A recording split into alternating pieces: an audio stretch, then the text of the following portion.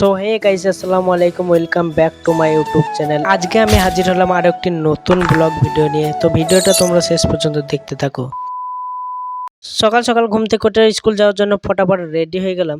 আর যেহেতু এখন খুব গরম পড়েছে, তাই আমাদের স্কুলটা এখন সকালেই বসে। তো গাইস, তোমরা দেখতেই পাচ্ছ এখন আমি ব্যাগপত্র গোছাচ্ছি, আর এদিকে আমার ভাই রেডি হচ্ছিল।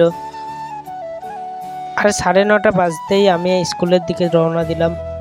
আর বাইরে এসে দেখলাম আমার সব বন্ধুরা রেডি হয়ে আমাদের বাড়ি চলে এসেছিল। তো আমিও বেশি সময় নষ্ট না করে স্কুল চলে গেলাম। তারপর বেলা 10টার সময় আমরা স্কুল থেকে বাড়ি চলে আসলাম। আর এত গরম করছে যে ফ্যান ছাড়া থাকাই অসম্ভব ব্যাপার। তাই আর কি ফ্যানের হাওয়ায় একটু হালকা করে বসে নিলাম।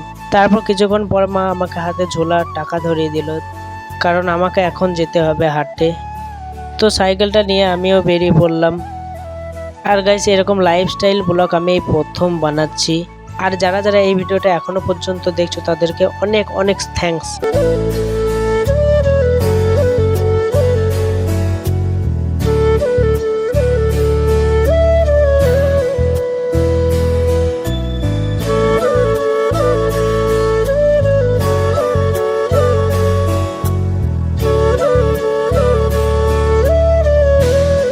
হ্যাঁ গাইস, বেশ কিছুক্ষণ রাইটিং করতে করতে আমি হাটে চলে আসলাম। আর আমি যেই টাইমে হাটে এসেছি সেই টাইমে হাট প্রায় শেষের দিকে।